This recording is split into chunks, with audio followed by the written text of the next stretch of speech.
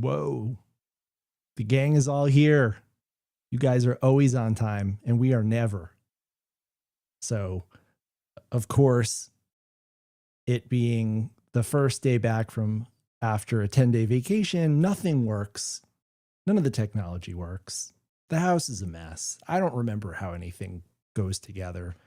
So we're improvising here. Okay, we're up on YouTube. We're up on Instagram. And we're finally without John. It's just us. The boss isn't here. We could just be ourselves. We don't have John breathing down our neck, just, micromanaging everything. John, you know how he is. He just could be a real hard ass sometimes.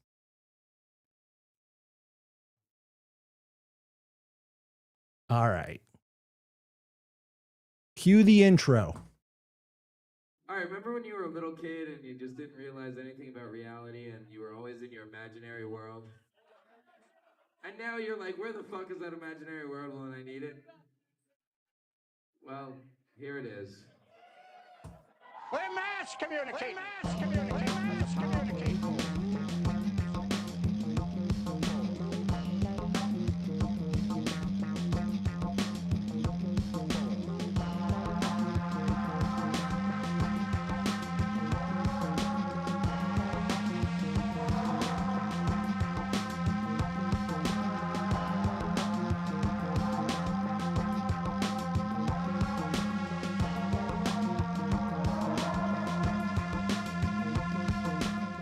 Welcome back to Touchdowns All Day. I'm your host, Max Dawson, flying solo this week as Barber is on vacation. Listen, when I'm on vacation, I still do the podcast, but when Barber is on vacation, he takes the week off.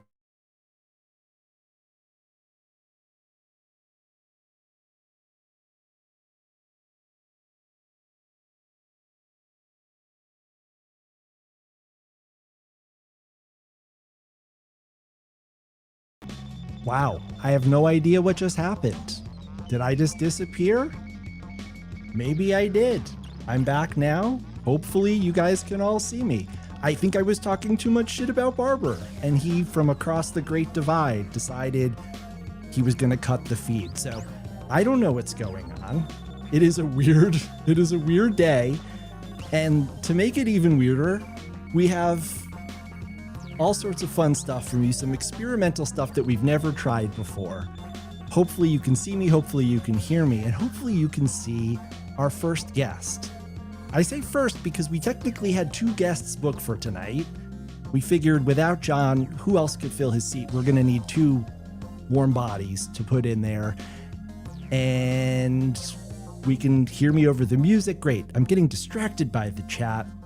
So guys, decided it was high time that we brought someone else in to help co-host the show, get another perspective on things. And so one of the most requested guests we always have on Touchdowns All Day is Batman himself. And if you've seen any of the social media posts, you know I've been teasing it all day.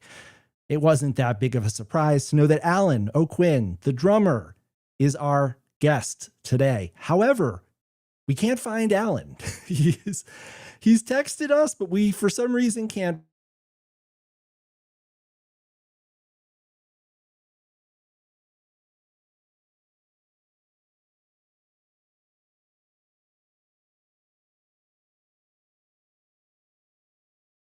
I don't know what's happening. I just dropped out again.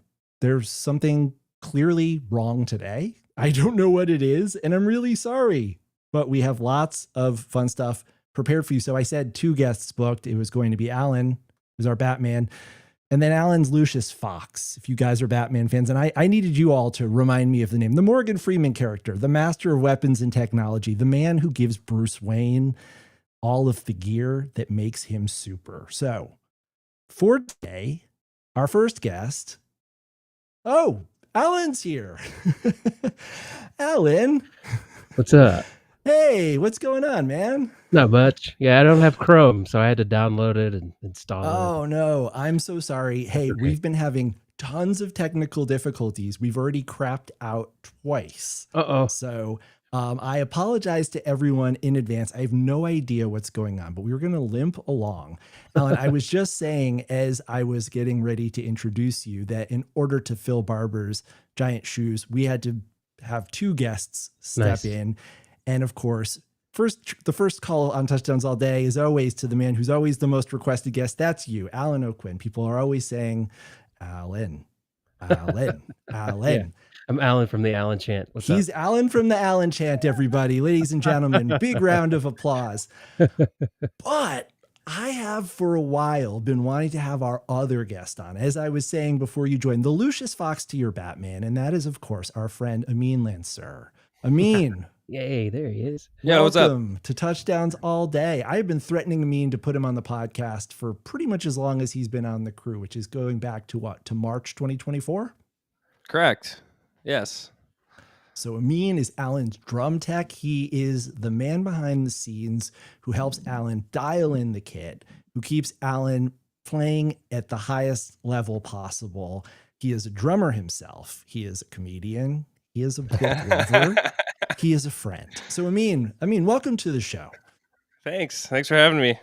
So we've got the dual drummer set up, the Mickey and Billy. We've got the Butch and the J-Mo. We've got two men who can hold down the rhythm. And I'm right now not able to hold anything down. So I'm grateful to have two stable, steady presences here with me.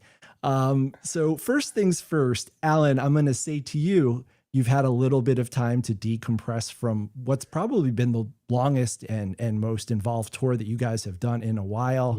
How are you feeling? I feel pretty good. Yeah, it was the tour was long. Definitely, I think the longest one I've ever done with the Disco Biscuits. But yeah, been home for about a week, maybe a little bit longer, and feeling good.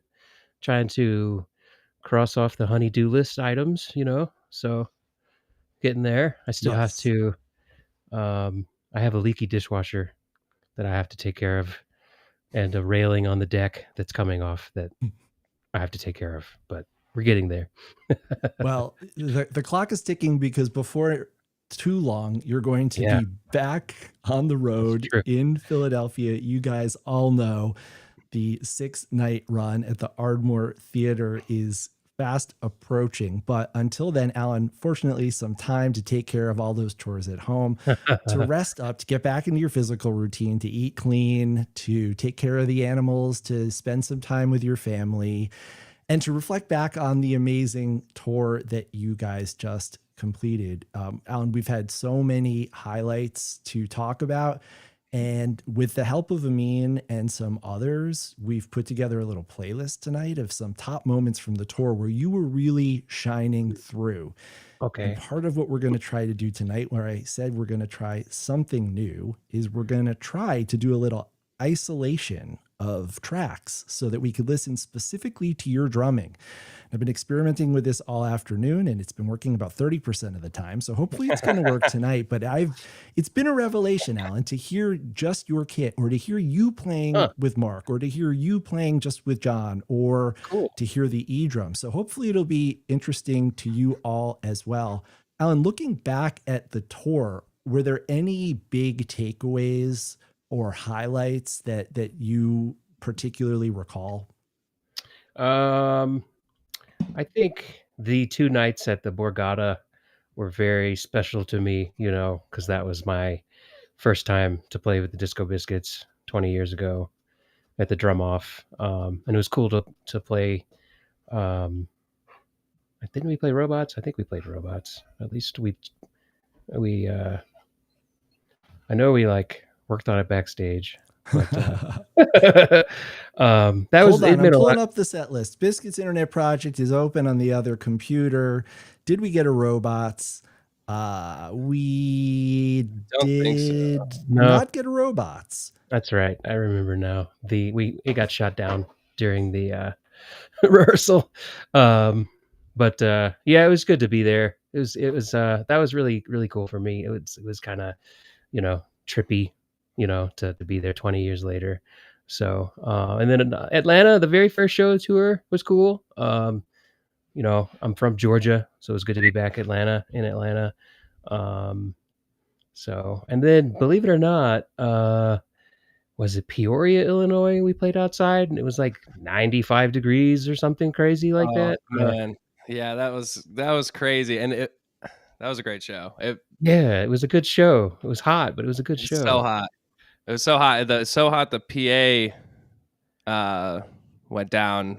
The amps, the amp rack that was powering the PA, unfortunately overheated, and it went down. But you guys were playing so well, and I was happy to all my friends that were there. Went back and listened to the recording. We're like, oh, that was an awesome show. Nice. Yeah. So as John and I have discussed, Uh-oh. We lost him. It happens sometimes. Like your hat, Amin. Thanks, man. Yeah. Amin is wearing the Aquabats hat. Yeah, we got to see the Aquabats on a day off in Louisville on this tour. That was pretty sweet. Good times. We can't hear you, Max. Here he comes. Yeah, we had a day off in Louisville the day before our show. They played the same spot. Was it the Mercury Lounge? Yeah, the Mercury Lounge. It was our tour bus pulled up, and there was like, oh, there's another tour bus here. And then our tour manager figured out it was the Aquabats and got us into the show. And it was awesome. It was really cool. Yeah, it was really high energy, super fun. It's nice to go to a show. Yeah.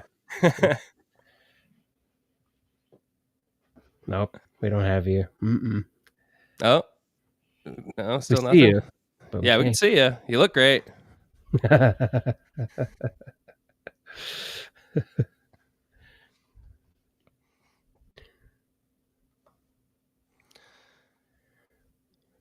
Yeah, that was fun. The Peoria show was super hot. There was like a stretch of shows there where it was just brutally hot in the Midwest outside. Just, I feel like I had to do laundry every 3 days or something like that. Yeah. I think, Joey, was he there? He probably wasn't. I don't think he made those, but you used to talk about doing laundry. It makes me think of Joey. Oh yeah. The does laundry king. Like every day. Yeah. It's gotta keep it fresh. Aquabats. Take me to. Nice. Nice. This is cool. I haven't done this before. Me neither.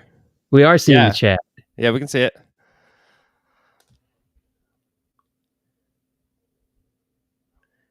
Say, can you share with us how it's been playing on all E-Drum at Tractor Beam shows? Yes. So the all E-Drum on Tractor Beam shows was honestly a little uncomfortable. And it's still slightly uncomfortable. Obviously when you hit the drum and you can feel it and hear it, that's what I'm used to. And there's just so much to that. But Amin luckily is there and helps me get those E-drums dialed in. And we use a combination of the Roland kit, and then we'll use my 2 E-drum modules that I use on my regular kit with the Disco Biscuits. So I have some familiarity there. But I have an E-kit that I practice on, and I do rehearsals on. So I'm kind of used to playing on E-kits, but it's definitely different playing live to an audience. So, but I've gotten used to it. So it's getting a little more comfortable.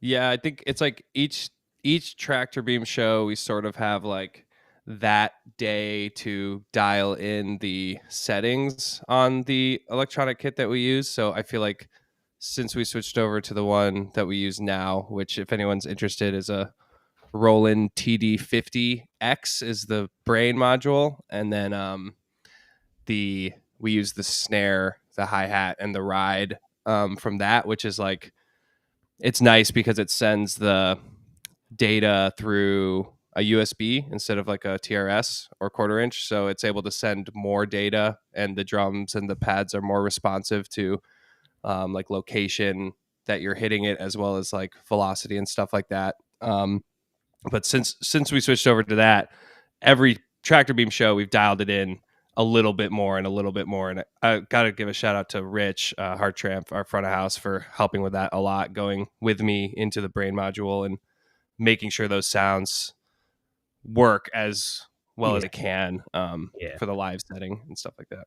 When we started, there was like, I don't know, maybe 7 different drum kits that I was using, and it was kind of overload for Rich because um, even though you would think every kick drum would be at the same volume in the unit, or every snare drum, or every hi-hat sample, it is not. So at first it was like, it was just too much for Rich to keep control of live, because he wouldn't know when I would be switching, and it would just kind of jump out at him. So we were able to narrow it down to pretty much 2 different kits that between Amin and Rich, they would listen to them out front and decide what sounded the best on the speakers on the PA system. And then, so I saw there was a question about samples. The eDrum kit, the Roland kit, is actually stock samples, and then the 2 eDrum modules. One is a Roland SPD-20, which is 20 years old, which is kind of crazy. I've had it. Yeah. Well, actually, it's older than that. It's I've had it since 2000, 1999 or 2000. And that's going through, I'm using stock samples on that, and that's going through my Ableton session. And then there's an SPDSX, which is going through my Ableton session. And that unit is actually playing samples that I've curated and put into my Ableton session. So Sorry to it's interrupt. Can you guys hear me? we can hear you now. Yeah. We got you. Okay.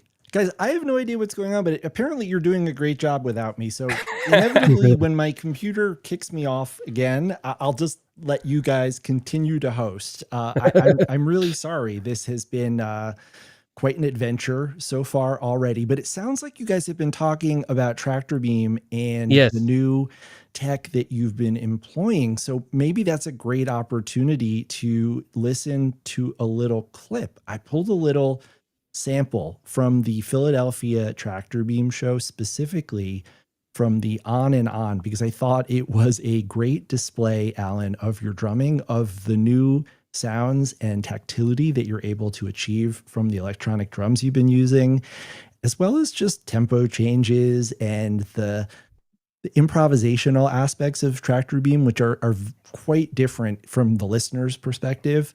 So I'm gonna roll that, and we can try cutting out the other tracks and do a little listening. So let me hit play. Alan, Amin, feel free to hop in, and if I disappear, just pretend like it never happened.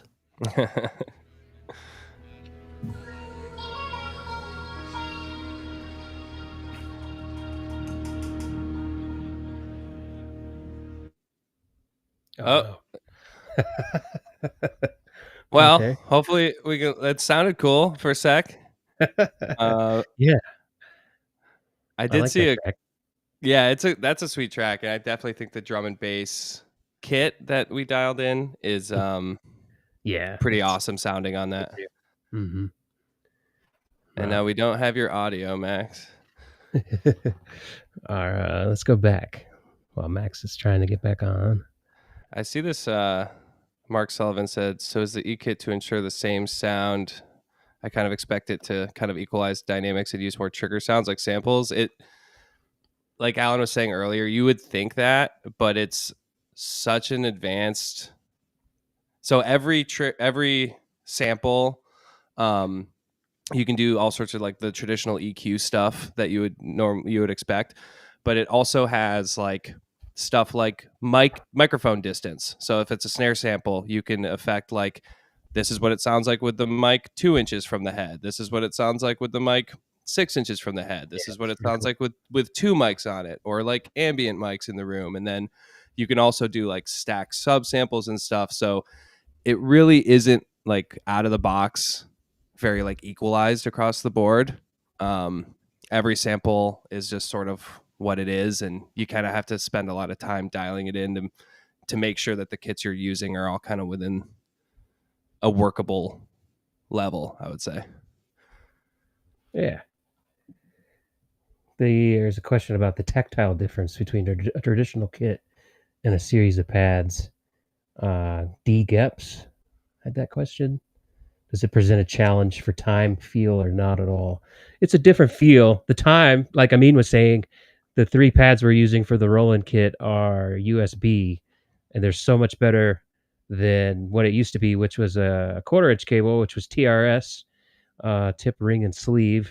Gives you like a stereo right and left um, output from the pads. You could hear so you could feel a little latency with that setup, but with the new USB setup that the Roland TD50X is using, it's pretty good. If I do a really fast roll, it doesn't sound quite as dynamic as it would sound on a regular E-kit, but the feel is a lot better. It's not like a regular acoustic kit, but it is pretty close. And each pad has tuning lugs to where you can make the tension on the pad tighter or looser to how you prefer when you play it. So you can get pretty close. Let's see if we. Oh, what's the fastest BPM you got this tour? Kevin wants I to don't know. I mean, it's definitely been in Shelby Rose. The Yeah. double time section there is in the it's around. I mean, it's between 250 and 275. Yeah. I think we might have hit like a 270 at one point, maybe even a dribble. Okay, that's true. Yep. Yeah, it gets pretty fast. Shelby's definitely an endurance one. Yeah. Have to pace myself with that one. So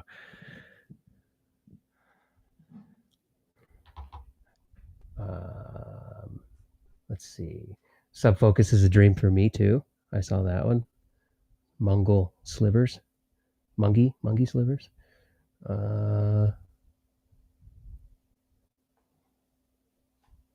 This is what happens when Barber's not here. The people love it. There we go. I went to this punk festival last weekend. It was called Punk in the Park. Oh, nice. Dane, the tour manager for Disco Biscuits, was there tour managing Riverboat Gamblers, and he got me and my brother in. We're talking about fast BPMs, and those guys, holy crap! I got my metronome out and I was clocking it 350. Oh my God. 375. At one point, it was so fast, I didn't even clock it. It had to be 400. I couldn't believe how fast it was. That's awesome. Yeah. Okay. Cool. I'm back. Yeah, Stop having fun without me.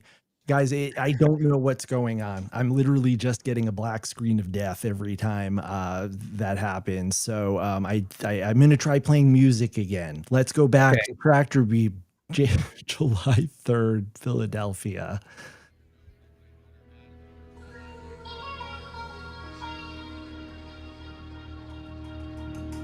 And according to the computer, this is 175 beats per minute, this jam right here.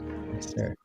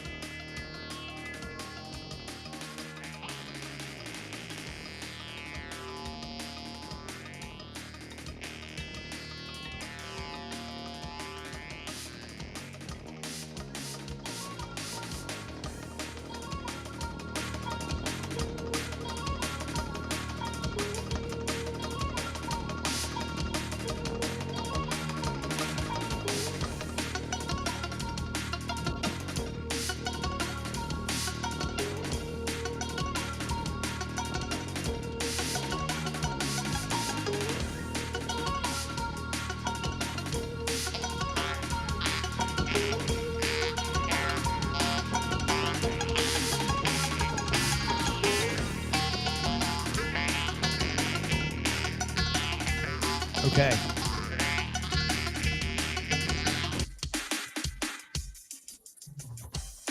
Oh, nice. So just Alan.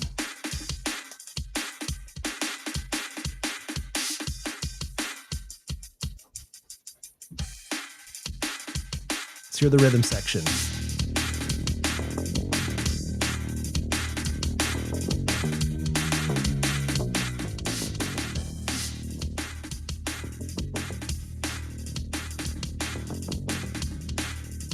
Bring in Mr. Barber.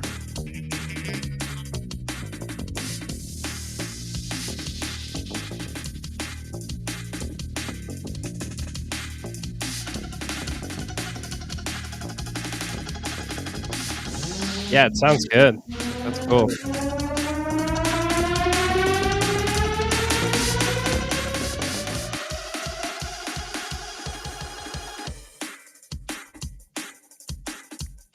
I think I remember this was sort of like an example of what we were talking about with the different samples, because there's a rim shot on this.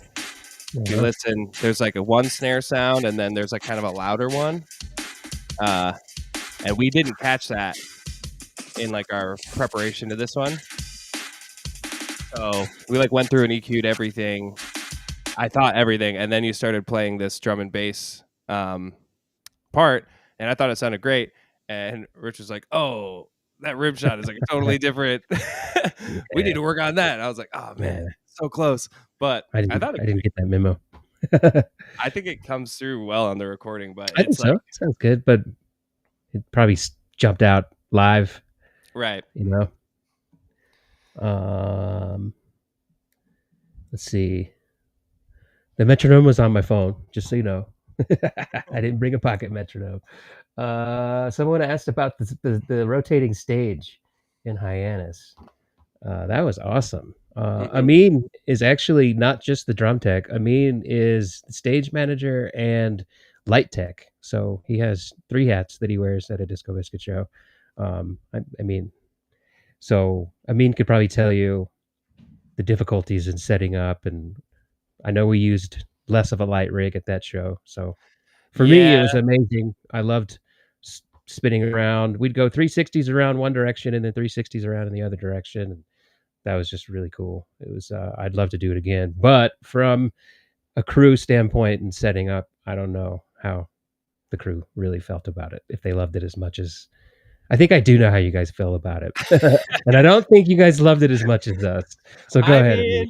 I mean, it was super cool. I think that it was just like kind of a different flow to the day, because we had to run, the way it works is you have to run all your big cable runs through this hole in the middle of the stage, and then the house crew has to, like, I think they like twist it a certain way and set it up a certain way before, so that it doesn't like get improper tension as the stage turns and stuff. So that was like a whole kind of like 40-minute process where we were just sort of like standing around when we normally would be like hitting it and like going straight to like what we normally do. Other than that, it was fine. It was also like, you know, it took us a while to figure out like how best to configure you guys, because it's like it's a circle instead of like your usual rectangle.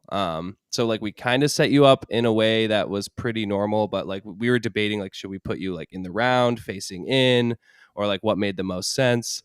But I thought it was super cool. It was also one of those shows where the techs, we were kind of in the crowd a little bit, which, you know, I don't like that all the time, but as somebody who doesn't really get to go to shows. Well, I go to the shows, but I don't get to go to shows like I used to.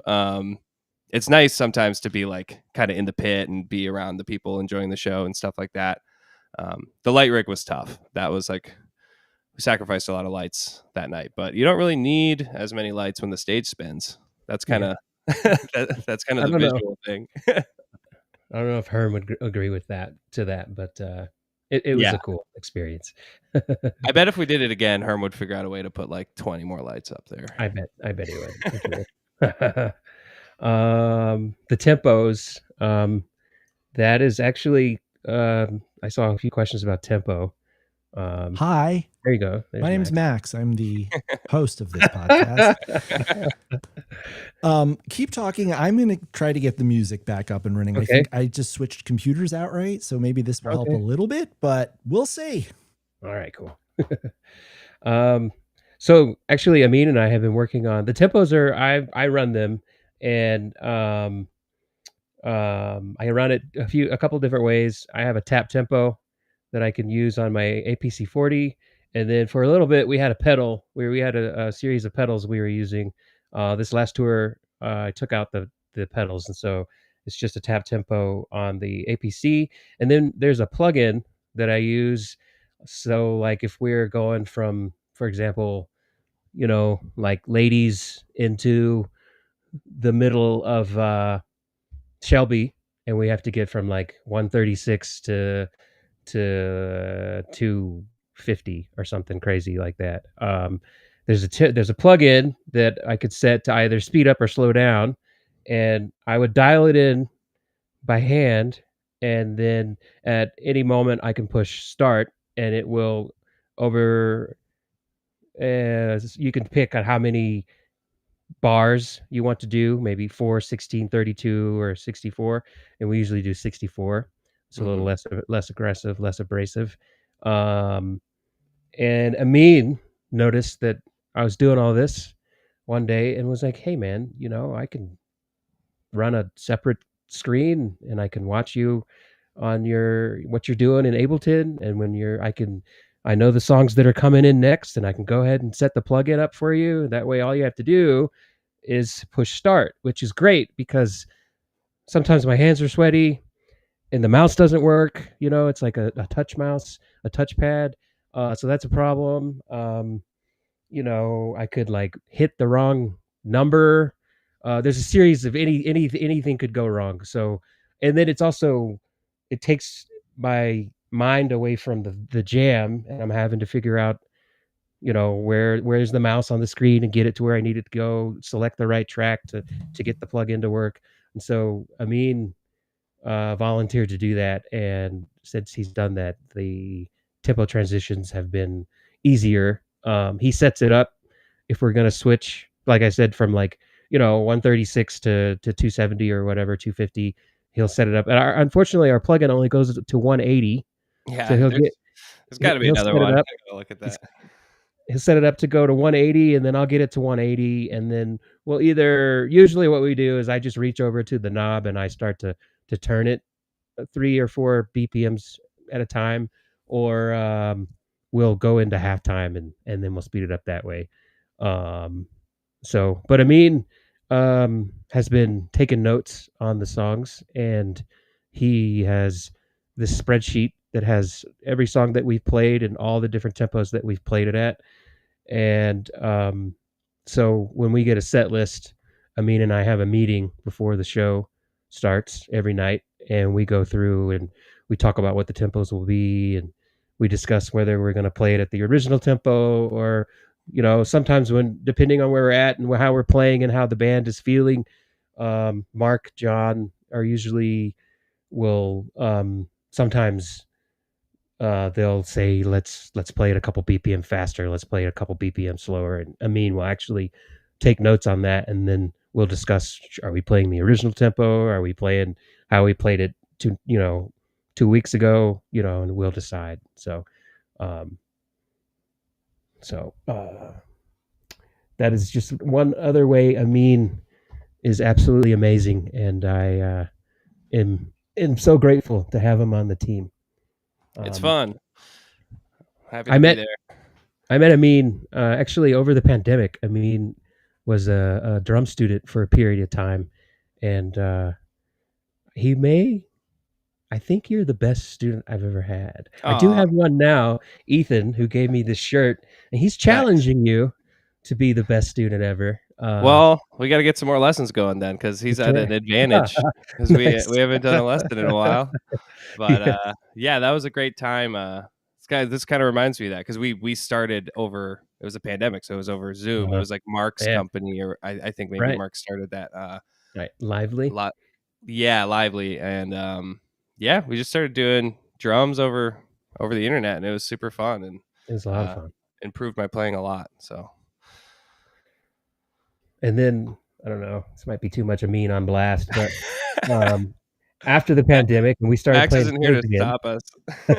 Amin actually hit me up about proposing to his now wife backstage at the shoot, what was it? It was Amin? Westville Music Yeah, Bowl in wherever, Connecticut, New Haven, right. Connecticut. Yeah, Yeah. And it was so he pretty came awesome. backstage and he proposed to his wife Erica, and I'm glad I could be a part of that. That was really cool. So, Yeah, that was a great night. That was a cool show. Also, the set after that was really one of my favorite sets still to listen back to. It's got like a really awesome Sister Judy's, first time seeing that song live, and then I think there was like a pizza party afterwards that we got to go to, which was great. There was. Forgot about that's one of my favorite venues because I love tennis. I'm a humongous tennis fan, so being able to play in a tennis court in a tennis stadium was really cool.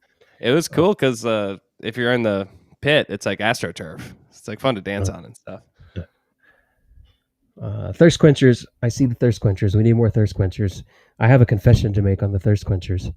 They are sampled from two of my friends, and one is Andy Cass, who used to do bass and keys for the Disco Biscuits. He was bass keys tech, and then he's ran lights several times for the Disco Biscuits. And then most of the thirst quenchers are actually his name is Beef. I'm sure no one knows who he is. I'm sure that no one's familiar with this guy at all. I think the night that we got engaged was also his 400th show. Wow, that's amazing. It was fun. Yeah, I actually had Beef take a sip of Gatorade, and that's his classic. I believe I did the same thing with Andy. Andy might have been water, but yep, those are where those samples are from. Let's see. Those kind of made a comeback, I feel like, which I was happy about this tour. The Quenchers. Yeah.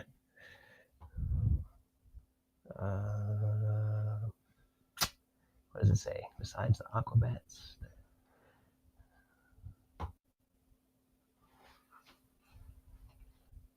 Let's see.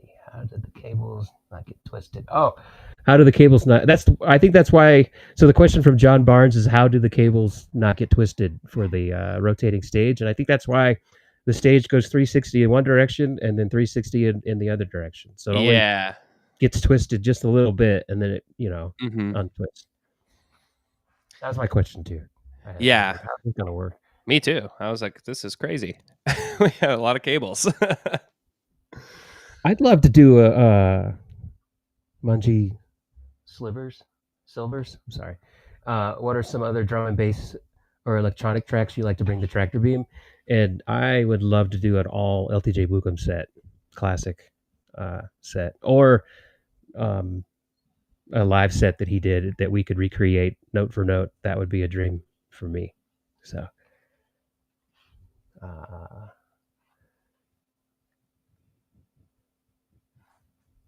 Your favorite and toughest part about improv drumming? My favorite and toughest part about improv drumming. Well, my favorite is definitely drum and bass. Toughest part about that's a good question. I think my favorite part overall would just be when we're all firing on all cylinders, and there's like no one could make a bad decision, a bad change, a bad groove idea, a bad note. Just every single person in the band is playing at the best of their abilities and having an awesome time, enjoying it. Toughest part is when we train wreck. We have an idea and it doesn't go over very well. That always, I've been, I've made a few mistakes that I've wanted to just like kind of slip down underneath yeah, behind my toms where no one could see me. And that's tough to get through, because you're like, oh my god, I did that at oh man, I don't think it was in Portland. It was one of the shows towards the end of the run, and for some reason, I just kept messing up. I think it was doorbell.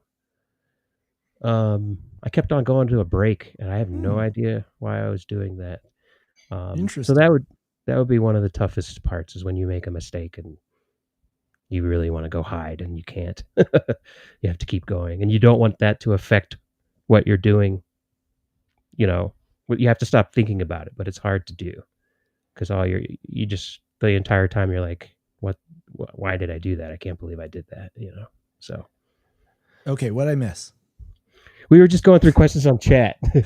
I think that's the plan, guys. I restarted my router. I changed computers. I'm going to try to just take a backseat. I'm going to let you guys run the show, because you seem to be having better luck than I am. And I'll keep coming back, and eventually about an hour. Oh no. Okay. Oh, Max, I'm so sorry, buddy. Yeah. It happens. Okay, It's showbiz, man. we're gonna answer these questions. They seem to be, I mean, I'll talk drums. But if anybody else has any other questions, it's not drums, we could do those. He's back. I give up. At 7, I'm going to end the broadcast, but until then, I'm going to let you guys just do it, because I'm only interrupting at this point. So, Amin and Alan, congratulations. You have a podcast. I'm going to just sit back and let you guys handle it. Sweet. I see a question by D. Geps that's asking about my favorite jazz drummers. My favorite drummer is Dennis Chambers. He's not, I don't know if he'd be classified as jazz. He definitely could play jazz, but he was P-Funk for a while. John McLaughlin, Santana. His list, I should, Steely Dan. He's played with so many different people, but he's one of my favorite drummers. I mean, do you have anybody you want to throw in? Yeah, I mean, I really like kind of blanking Cobham. Billy Cobham. Yeah. Been listening to a lot of that lately. Also lately, Yusuf Days. Just like lots of, I don't know. I bounce around. My first favorite drummer was like Neil Peart. Like kind of grew up on like prog stuff. Sure. But I'm on a big like fusion kick right now. So Yeah, those two guys come through a lot for me. Of course, John Bonham. You have to. I mean, I know it's kind of like, oh, really, John Bonham? But like, I mean, he's the man. I recently watched Becoming Led Zeppelin, and it just really re-solidified like my love for his drumming, and his charisma behind the drum kit. I'm also a big KJ Saka fan. I think what he does behind the kit is just mesmerizing. The way he's able to. I love drum and bass, and watching him play drum and bass is just awesome. And then I recently got in. I went to that Punk in the Park festival, and Josh Freese was there. Oh, sweet! And he was awesome. He played with the Vandals, and then the Descendants had Bill Stevenson, which I was not familiar with. Dane introduced his drumming to me, and I had no idea. And he played perfect drums the entire night. I mean, so did Josh Freese, but I was really impressed with. I kind of expected that from Josh Freese, but I had no idea what to expect from Bill Stevenson, and it was awesome. And he's also 61. I couldn't believe it. And he's the guy. He played the fastest out of all the bands we saw that night. His band, they were all around 60. They played the fastest. I couldn't believe it. Was he pretty tight, like technique wise, like? Yes, like sure. all wrist and just like very fast. No, he had arm movements and elbows. Yep. Wow, that's crazy. Yep. That's even more impressive. Let's see. We're going through some more questions. I mean, the 5th member of the Disco Biscuits. He's like the 6th. The light guy's always the fifth member. No offense, I mean. Herm's great. Yeah, Johnny was Johnny was great. certainly. I mean, he'd almost be the fourth member, and I'd be the fifth member whenever Right. Yeah, that Johnny makes sense. was around. And then, I mean, I that's true, but I also have to say that like the sound guy, Rich, and Pat, we couldn't do it without them, and they make sure it sounds as good as it can, and make it as much ear candy as as we can, as they can. It's not always easy for the sound guy. There's a lot of different sound inputs coming at them, and the way they're able to make us sound is I can't thank them enough. And then also to Nick, the guitar tech, and Ben, who does bass and keys, and then Dane, and then Dalton, our merch guy. All these people. Got Keith in the truck, my truck Yeah, bro. there you go. I forgot about Pack that Keith. thing every night. Yeah, we have a great team. It's really awesome. I think Dane and Keith and I all started at the same time, and we're all the newest guys, but we're not new anymore. But it's really amazing how hard everyone works and how good everyone is at their job, and also how well we all get along. I mean, we were all together, band and crew, on that bus for 7 weeks, and it was smooth. I mean, like pretty smooth, and it's 13 dudes on a bus, counting the bus driver. So. Yeah, he was awesome too. And he was a great bus driver. Can't forget Joey, of course. Well. Yeah. So, but he's like he's the 13th member of the band. Then he's in the back. He's in the back of the line. Amin said that he might have even put you as 14th behind the bus driver. Yeah. Okay, guys, I made one last change that might work, and there's only one way to find out, and that is to try to play another track. Let's do it. And I if it doesn't work, I apologize, but I am going to play for you a jam that Amin picked out. Oh, cool. I asked Amin if there were any moments from the tour that stood out as exemplary of the sound that you guys are going for, or even just, Alan, that showcased your technique. He picked out this clip from right after those shows you singled out in the Borgata in Jersey City. You guys did a transition from Better in Doses into Basis. Okay.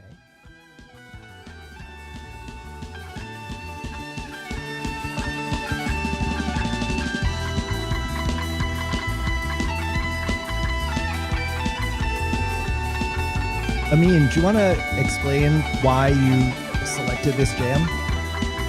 Yeah, I mean, so there's a lot of great playing going on throughout the whole jam, but this moment really stuck out to me as a creative way to go from where they are right now into the slower tempo of Basis, and that all comes from Alan in this transition, and the rest of the band follows really smoothly, and I think it might be coming up right here.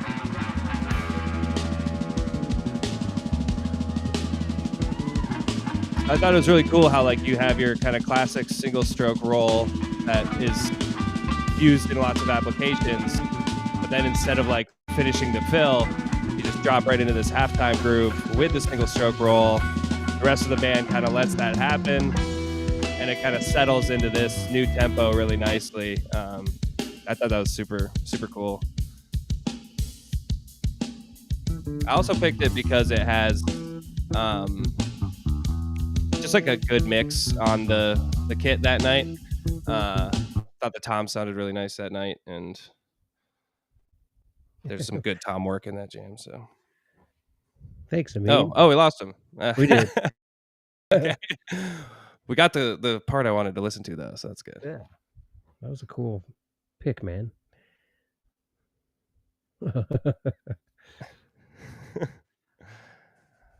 Uh-oh. I don't think we got your audio, Max. Oh, I saw a He's post, out. a comment that asked if we feel twisted, and we do. We do certainly feel twisted. See, I'm a little behind on the. I'll scroll down. Let's see where we're at.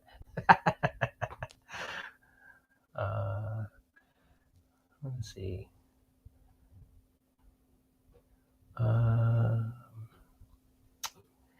Just looking through the chat here.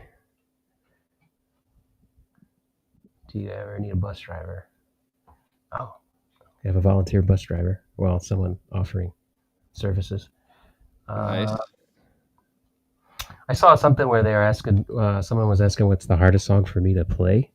And Shelby Rose is, it's not technically difficult, but that one's pretty fast. And you have to gauge it with John's guitar solo. So it's not like a set, it's always going to be this long every single time. And if John is feeling it, we could go on and on and on for quite some time. So for endurance purposes, that one's difficult. And Stone Waltz has actually been one that is rather difficult for me for some reason. So I just can't seem to commit that one to memory 100%. So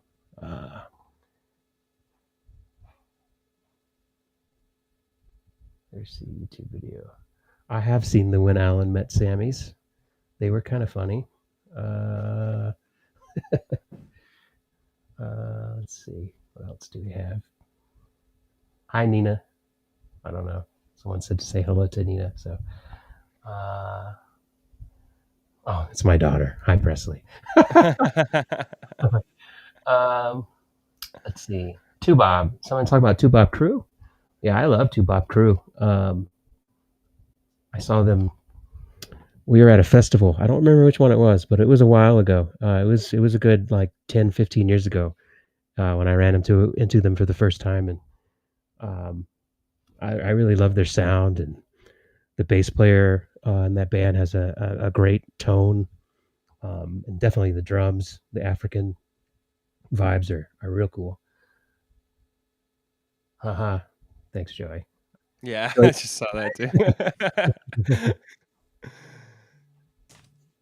That is tough. It was fun when you guys did the Bizarre Escape at the Borgata. I was a little hesitant, to be honest. Yeah. I was like, really? Bizarre? And then we practiced it, and nice. We practiced it, and it went well. And then he cut out. The doorbell from the Paramount was the DMG band, DMB Jam planned. I don't remember the doorbell from Paramount.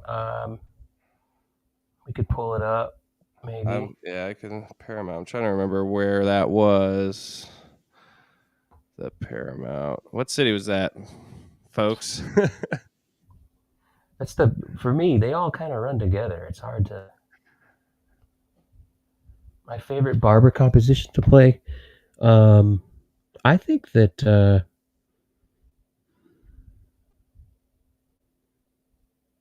Overture. Overture's awesome. Mm-hmm. I was glad that we played that on this last tour. I love Stone Waltz. I just can't seem to get it perfect. I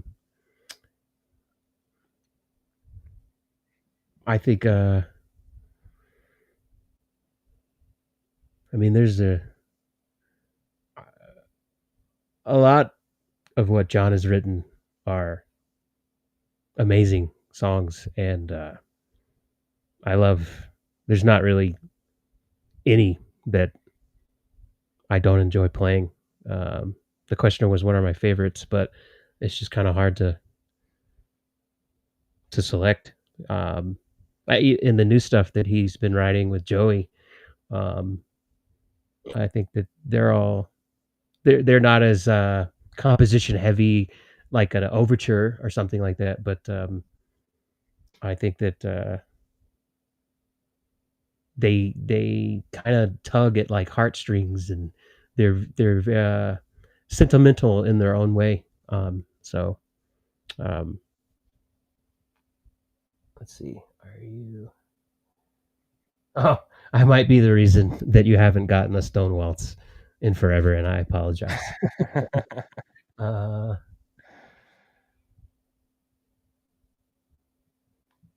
let's see. I didn't say I was practicing stone waltz. I probably will have to now because I'm sure that that'll be coming out soon. Dwaddle. It'd be cool to play that one, but I don't know. It got shelved. Not by. I did not shelve it personally. Let's see. My daughter is infiltrating the chat. I thought the Bazaar was really good too. I'm catching up here.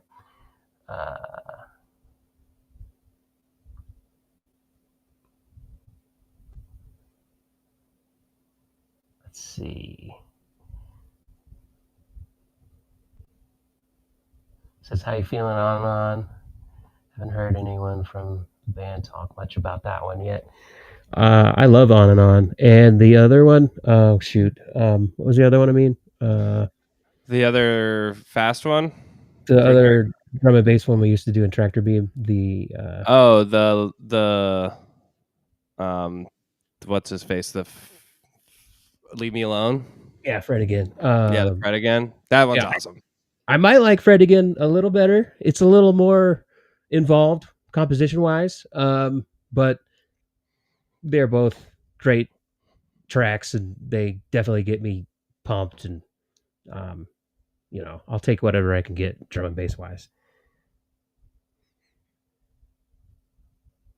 Yeah, I was pretty happy when I saw that on the set list the first time you guys were going to do it, because one of my favorite things about the new Tractor Beam, is just seeing like current and innovative music, electronic music being played by a band. And I was just like, I've been listening to a lot of Fred Again the last, few months or a year and stuff. And it's like, oh man, they're going to do that. That's exciting. My shirt is not mass produced. This shirt was made by Ethan. He's a drum student of mine. I believe he just turned 13. I could be wrong. Let's see. He's in high school, so maybe he's 14. But yes, he made this for me. He gave it to me at Bonnaroo for my birthday. So he will be in Montana, so maybe he'll make some extras, but that's not allowed. So maybe he'll give them away. Let's see.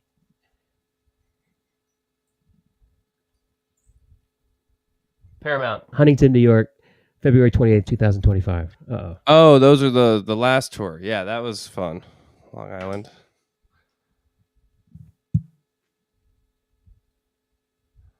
The Paramount, Huntington, New York.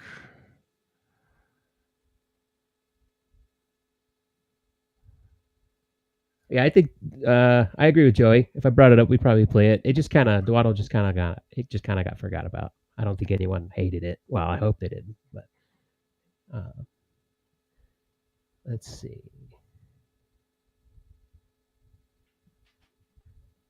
Medley. I'm going for that. So thank you, Mark Regapolis. He says he thinks my take on the drums at the very beginning of Mindless Dribble are aggressive and metally, which is exactly what I'm going for. Can we give Max a guided meditation right now? Yes, please. Lamplighter. I'm actually on here, and one of the last. This was all going to build, guys. I had such big plans. I spent so much of what I was supposed to be doing today working on other fun stuff, including. Oh my god! I'm so sorry, Max. We'll have to try it again sometime. That's how it goes. That's how it goes sometimes at the show. That's how it goes sometimes on the podcast. I don't know. This is a great question, Laura Brooke. Here's my guided meditation. Yeah. Oh yeah, this was amazing.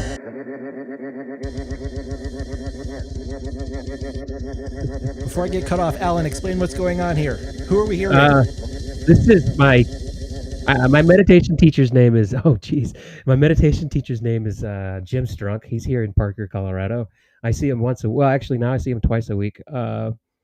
But his teacher's name is Audley Allison, and in that drum solo, I have a channel of um, samples from a few different lectures that Audley did in the 70s and 80s, and I used a few of those in that drum solo, and I'll put them in every now and then in jams. But that's what those samples are in that drum solo.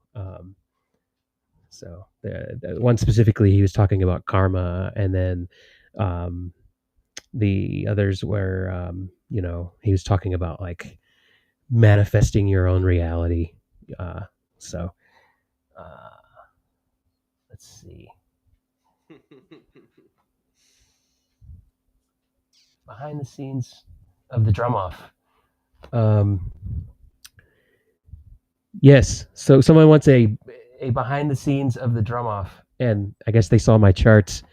Um, Behind the scenes, it was nerve wracking. There was like, I didn't know there was 9 of us, and I didn't know that only 6 of us. Not that's that much better, but I thought every person was auditioning. Um, and I actually was the second night, so I was able to sit through the first night and kind of get an idea of the competition, and then I was second set, so I got to sit through the first set and get more idea of what was happening. Um, but yeah, it was nerve wracking. I practiced for months and all day, every day, and um, had no idea what the. I mean, I felt like I played pretty well. I felt pretty good. The reaction from the crowd was overwhelming for me, and I thought I had a pretty good shot, but the guys were not giving any hints as to how they felt about it. So I really didn't know. Um, and there was some great drummers that played. So I wasn't sure, and I didn't know for a good maybe month. Uh, well, maybe it wasn't that long because the drum off was around the 21st or something, the 17th. And then after the drum off, they had me and another one of the auditionees, Brian Griffin. We came up and spent a week with them in the studio. Well, it wasn't exactly a week, but it was a few days in the studio. Um, and I didn't get the call from John, the invitation. He extended an invitation to join the band. I think it was on December 14th. So I had I already knew, I didn't know that many. I only knew like 5 or 6 um, really well, my drum off songs. Um, and there was an audition in May, and there was an audition in September, and then there was the drum off. And so it was different songs each time. So I had those songs. So maybe it was like 12 or 15 songs, but I had to learn like 50 in like 2 weeks, So, and I also got married at that time. So there was a lot going on. And when I did my audition in May, I think I may have told the story. I apologize, but I did I did the audition in May. And I thought it went really well. I seemed to click with everybody, and then I didn't hear from the guys at all. So I was like, oh, I guess they were just being nice. I blew it, and so I, I didn't practice Disco Biscuit songs because I thought that was their nice way of saying better, no thank you. And but then I got a call in September from Dan Berkowitz, and he was like, hey, we want to bring you in again and have you do another round of auditions. And I was like, what, are you kidding? Like, it would have been nice to know, but I could have been practicing and learning songs if that's what you guys wanted to do. But anyway, it went down the way it went down. And then after that audition, it went really well again, and I was like, all right, I'm going to keep practicing these songs just in case I get a call. Because the same thing happened. I didn't hear from the guys I didn't hear from the guys again until November. But because I thought maybe that might happen again, and maybe they might call me. So I kept my practicing routine going on the Disco Biscuits, and I was ready for the drum off, and they let me pick. I didn't get to pick all the songs I got to play, but they let me pick a couple, and I definitely picked a couple that I had been working on. So, and the giant pieces of paper, they were actually it was just music paper. They were giant, but it was paper music manuscript that was for like an orchestra. So it was, bigger than normal. Yeah, like scoring paper. Yeah, exactly. There's a Now pretty. it's all. Sorry. I was going to say we've uploaded it, and now it's all in. I don't use them much anymore, but they are all uploaded. I don't use actual papers anymore. Well, except for the new songs, I do. There's some like verse chorus type things I look at. So let's see. What were you going to say, Mean? I'm sorry. Oh, I was just gonna say, there's a pretty cool story from that time too that you told me once about helicopters when you were learning it. Something about the crash, putting the crash on 2. Right. I believe the version I learned was Joe Russo, and he played it different than Sammy, and I learned the Joe Russo version. Is that what you're talking about? Yeah. And he put the accent with John, and Mark wasn't used to that. And he was like, "What are you doing? That's not right." And I was like, "Well, it's the version I learned." And then we figured out that was the Joe Russo version. So that's why I play it that way. And then another weird thing. This is very strange, but so where I practiced at my house in Auburn, Alabama at the time, and I would look out the window, and out in my backyard there was a bunch of trees, and there were squirrels that would jump from tree to tree to tree, and every time I play Munchkin Invasion, I go back to the squirrels jumping from tree to tree every single time. It's pretty cool. It's weird, but it's pretty cool.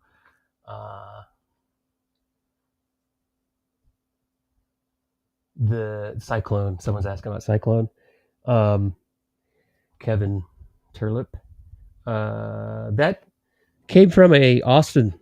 We played in Austin, and I started playing it that way at that night, and where I accented the 30-second notes. I put the left hand on the snare drum, and actually, I guess it's just 16 notes. But it's kind of 160-ish, so they're kind of fast. But it went really well that night, and I've been trying to kind of play it that way, which maybe I shouldn't do all the time, but it was it went over well. I kind of give it a nod when we play it. Looks like Max said only he can end the show, so let him know when we are wrapping it up. Okay. Well, I guess we can. I'm still looking at the chat here. Let's see. Yeah. How was it playing? Oh, when Matt Butler was in charge, Laura Brooks. That was cool. I'd done a couple Everyone orchestras, but so I had an idea, but it was fun. I kind of wanted to do it like more often, have Matt as a special guest. And he brought out some things in all of our playing that we could use,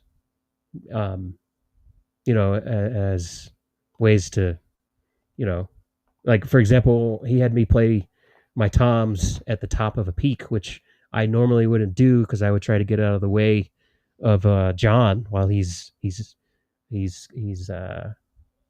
get soloing and bringing us to the peak. My thought would be to get out of his way and give him room to play what he wants to play. And he wrote on the dry erase board to play toms and keep the groove going. And so I did it. And then Mark loved it so much that we started doing it in other places on a few other shows. And it's still a little awkward for me, but Mark likes how it raises the energy. So, but yeah, I like playing with Matt Butler. Yeah, I thought that was really interesting to watch. I feel like there was a few things from that sort of like lived on for the rest of the tour. I will RG3. I will sign your poster, but you have to bring it to Ardmore or Montana or Colorado. If you're going. Let's see. Oh, I see it. Yep. All right. Well,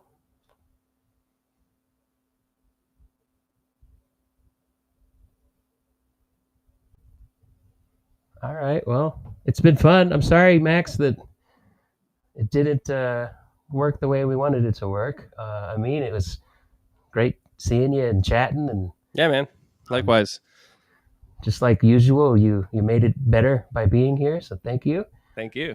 And then I'm just kind of going through. Amin says, "What is something that the fans would be surprised?" Oh, we don't need to do that one. I don't know. You got any secrets? What is it? What is it? What are some things we'd be surprised to learn about Alan? But everyone, there's nothing. Yeah, there's nothing. There's no surprises. All right. Well, this has been a lot of fun. Thank you guys so much for the chat. You guys helped us. You kept the podcast going tonight, so we couldn't have done it without you. I don't know if you can hear me, but I apologize, everyone. Thank you for your patience. I'm just going to pull the plug before things go on another minute. But Alan, I mean, you guys have been great, and I would love to do the episode that I had planned with you. Oh no! Oh man, so sorry, Max. Yeah, I'd love to do that too. Let's do it again. We're down. Cool. So, go Lions, Kevin. Go Lions, baby. Yes. Everybody have a great night.